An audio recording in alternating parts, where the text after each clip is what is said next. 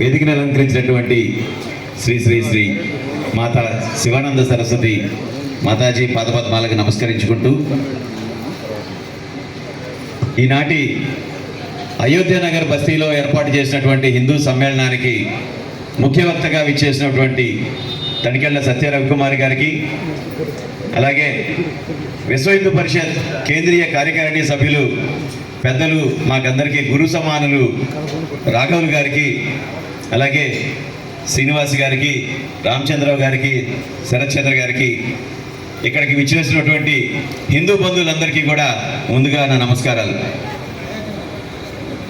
అలాగే ఈరోజు జనవరి 12 అంటే వివేకానంద జయంతి, అలాగే జిజియాబాయి జయంతి.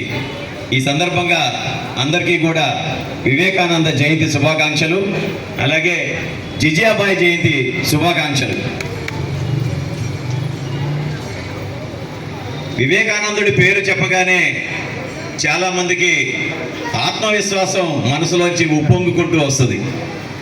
ఎందుకనంటే మన భారతదేశం నుంచి ప్రపంచ దేశాలన్నీ పర్యటించి ఈ దేశం యొక్క గొప్పతనాన్ని ప్రపంచానికి చాటిన వ్యక్తి వివేకానందుల వారు. అలాగే హిందూ సామ్రాట్గా ఎదిగినటువంటి ఛత్రపతి శివాజీని ఆ విధంగా తీర్చిదిద్దినటువంటి మాతాజీ జిజియాబాయి. అటువంటి మాతాజీ యొక్క జయంతి, వివేకానందుని జయంతి రోజు ఈరోజు మనం ఇక్కడ అయోధ్య నగర్ బస్తీలో ఇలా హిందూ సమ్మేళనాన్ని ఏర్పాటు చేసుకోవడం, దానికి పుర ప్రజలందరూ, హిందూ బంధువులందరూ కూడా ఇక్కడికి విచ్చేసినందుకు అందరికీ కూడా మరొకసారి నేను మనస్ఫూర్తిగా నమస్కారాలు తెలియజేసుకుంటున్నాను. మరి రాష్ట్రీయ స్వయం సేవక్ సంఘ్ ప్రారంభించి 100 సంవత్సరాలు పూర్తయిన సందర్భంగా మొన్న మనం దసరా రోజు నుంచి శతాబ్ది ఉత్సవాలు రాబోయే దసరా వరకు కూడా చేసుకుంటూ ఉన్నాం.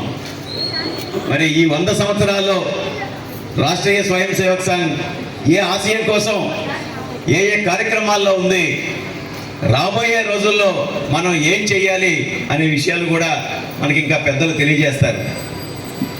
ఇందాక మనందరం కూడా ఛత్రపతి శివాజీ నాటకంలో ఉన్న ఘట్టాలు చూసాం. సమర్థ రామదాసు గారు ఛత్రపతి శివాజీకి ఎన్ని విషయాల్లో సందేహాలను నివృత్తి చేసే పేరుతోటి ప్రపంచానికి ఒక సందేశం ఇచ్చారు. ఇది మనందరం కూడా చూసాం. అందరూ కూడా వారు చెప్తారు, మనం శారీరకంగా బలంగా, మానసికంగా బలంగా, ఆర్థికంగా బలంగా ఎదగాలి. అప్పుడు మాత్రమే మనం అనుకున్న పనులు చేయగలుగుతాం. బలవంతుడికి మాత్రమే ఈ రాజ్యంలో స్థానం ఉంది అని చెప్పి, బలహీనుడికి స్థానం లేదా అని కూడా శివాజీ ప్రశ్నిస్తే వారు సమర్థ రామదాసు దానికి చాలా చక్కటి వివరణ ఇచ్చారు. మనందరం కూడా గమనించుకోవాలి, ఈ దేశంలో 100 కోట్లకు పైగా హిందువులు ఉన్నప్పటికీ హిందూ పండుగలు చేసుకోవాలంటే రకరకాలైన ఆంక్షలు, ఒత్తిళ్లకి గురవుతున్న పరిస్థితి. మనం ఒక కార్యక్రమాన్ని నిర్వహించుకోవాలంటే ఇన్ని ఆంక్షలు పెడుతున్నారు. కానీ ఎన్నికలు, ఓట్ల నెపంతో ఇతర మతస్థులకు మాత్రం ఎటువంటి అనుమతులు లేకుండా ముందుకెళ్లే పరిస్థితి ఉంది. మన దేశానికి స్వాతంత్రం వచ్చి ఇప్పటికి 77 సంవత్సరాలు పూర్తయింది. కానీ ఈ రోజుకి మన దేవాలయాలకి స్వాతంత్రం లేదు. స్వాతంత్రం ఉందా? మన దేవాలయాలను స్వయంగా మనం నిర్వహించుకునే అవకాశం ఉందా? ఎండోమెంట్ డిపార్ట్మెంట్ పేరుతోటి కొద్దిగా ఆదాయం పెరిగిన ప్రతి దేవాలయాన్ని ప్రభుత్వం స్వాధీనం చేసుకుంటుంది. బ్రిటిష్ సామ్రాజ్యం ఉన్న రోజుల్లో వాళ్ళు ప్రజల మీద ఆధిపత్యం చెలాయించడానికి ఏం చేయాలని ఆలోచించి ఈ దేశంలో ఉన్న ప్రజల యొక్క ఆయువు పట్టంతా దేవాలయాల్లోనే ఉంది. కాబట్టి దేవాలయాల యాజమాన్యం మన చేతిలో ఉంటేనే వీరు మన మాట వింటారు అని చెప్పి దేవాలయాలను వారు స్వాధీనం చేసుకోవడం జరిగింది. కానీ మనకి స్వాతంత్రం వచ్చింది, మన రాజ్యాంగాన్ని నిర్మించుకున్నాం. మన రాజ్యాంగం ప్రకారం మనం పరిపాలన చేసుకుంటున్నప్పటికీ కూడా మన దేవాలయాలు మన చేతిలో లేవు. మరి ఇటువంటిది మన దేవాలయాలకి స్వయం ప్రతిపత్తి కావాలి అని ప్రతి ఒక్కరికి మనసులో ఉన్నప్పటికీ అందరూ కలిసి ఒక వేదిక మీదకి వచ్చి దీన్ని ప్రభుత్వానికి తెలిసేలాగా ప్రకటన చేయాలనే ఉద్దేశంతో గత సంవత్సరం జనవరి 5వ తారీఖు కేసరపల్లిలో హైందవ శంకరావం పేరుతో ఒక పెద్ద సభ నిర్వహించడం జరిగింది. మరి దాదాపుగా మేము ఆ సభ నిర్వహణకి ఆలోచన చేసినప్పుడు 1,00,000 మందిని సమీకరిద్దామని చెప్పి అనుకోవడం జరిగింది.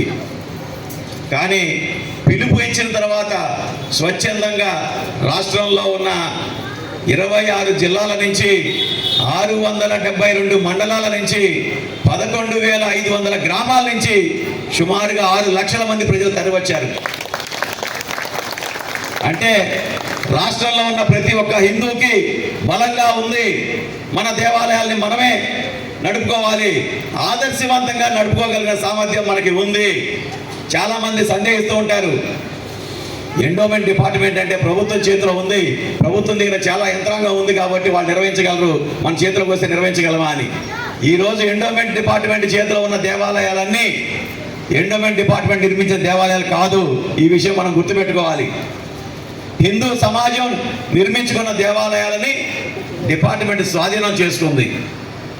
ఇప్పటికే చాలా దేవాలయాలు ఏ పేరుతో అయితే మనం దేవాలయం నిర్వహిస్తే వాళ్ళు స్వాధీనం చేసుకుంటారని చెప్పి రకరకాల పేర్లతోటి దేవాలయాలు నిర్వహించుకునే పరిస్థితి మనకు కల్పించారు. దీని నుంచి బయటపడాలని అంటే ఖచ్చితంగా దేవాలయాలకి స్వయం ప్రతిపత్తి కావాలి. ఈ విషయాన్ని ప్రభుత్వానికి తెలియజేసి ఆ ఎండోమెంట్ చట్టంలో జరగాల్సిన సవరణ గురించి కూడా పెద్ద ఎత్తున కేంద్రంలో ఉన్న మన పెద్దలందరూ కూడా ఆలోచించి ఒక ముసాయిదా చట్టాన్ని రూపకల్పన చేయడం జరిగింది. ఆ చట్టాన్ని కూడా ప్రభుత్వానికి సబ్మిట్ చేయడం జరిగింది. రాబోయే రోజుల్లో కేవలం ఒక హైందవ శంకరావం ఒక రోజు జరిగితే కాదు, ప్రతి ప్రాంతంలోనూ ఒక హైందవ శంకరావం జరగాలి. ప్రజలు ఏది కోరుకుంటే ప్రభుత్వం అది చేయవలసిన పరిస్థితి ఉన్నది. ప్రజలందరూ ఇది కోరుకుంటున్నారని చెప్పి ప్రభుత్వానికి తెలిసేలాగా మనం ప్రకటించాల్సిన అవసరం ఉంది. కాబట్టి మనందరము కూడా గొంతెత్తి ఈ దేవాలయాలకి స్వయం ప్రతిపత్తి ఇవ్వవలసిందే అని చెప్పి ప్రభుత్వాన్ని అడగాలి. ప్రభుత్వం ఓట్ల కోసం ఇతర మతాలకి తాయిలాలు ఇస్తున్నారు. జెరూసలేం వెళ్తే ఎంత ఇస్తాము, మక్కాకి వెళ్తే ఎంత ఇస్తాము అని. కానీ మనం దేవాలయాలకు వెళ్తే 100,000 టికెట్ పెట్టుకోవాలి. ఈరోజు తిరుమలకి దర్శనానికి వెళ్ళాలంటే శ్రీవాణి టికెట్ 10,000 పెట్టి కొనుక్కోవాలి. లేకపోతే సామాన్యుడు 24 గంటలు 36 గంటలు వేచి చూడాలి. మన దేవుణ్ణి దర్శించుకోవడానికి మనం టికెట్ పెట్టుకోవాలా? ఇది మనం ప్రశ్నించాల్సిన అవసరం ఉందా లేదా అని చెప్పి ఆలోచించండి. ఎందుకనంటే అడ్మినిస్ట్రేషన్ పేరుతోటి ప్రభుత్వ యంత్రాంగం వచ్చి పవిత్రత, ఆధ్యాత్మికత, ధార్మికతని వదిలేసి కేవలం ఒక వ్యాపార సంస్థను నడిపినట్టుగానే మాత్రమే ఈ ఎండోమెంట్ డిపార్ట్మెంట్ నడుపుతుంది. ఈ విషయంలో ఎటువంటి సందేహం లేదు. కాబట్టి మనందరము కూడా ప్రభుత్వాన్ని ఈ విషయంలో గొంతెత్తి అడగవలసిన అవసరం ఉంది. ఈ విషయాన్ని మీరందరూ కూడా గుర్తుపెట్టుకొని హిందువులందరూ ఏకతాటి మీద ఉండి ఒక్కటిగా ఉన్నప్పుడు మాత్రమే ప్రభుత్వాలు దిగి వస్తాయి. దయచేసి ఈ విషయాల్ని గమనించి అందరం కూడా ఒకటిగా ముందుకెళ్దామని చెప్పి మరొకసారి తెలియజేస్తూ ఇక్కడికి విచ్చేసి ఇంత పూర్తి మద్దతు ఇచ్చిన అందరికీ కూడా మరొకసారి కృతజ్ఞత తెలియజేస్తున్నా. భవిష్యత్తులో కూడా మనకి దేవాలయాలకి స్వయం ప్రతిపత్తి వచ్చేంత వరకు కూడా మనందరం కలిసికట్టుగా ముందుకెళ్ళి పోరాడాల్సిన అవసరం ఉందని చెప్పి మరొకసారి తెలియజేస్తూ సెలవు తీసుకుంటున్నాను.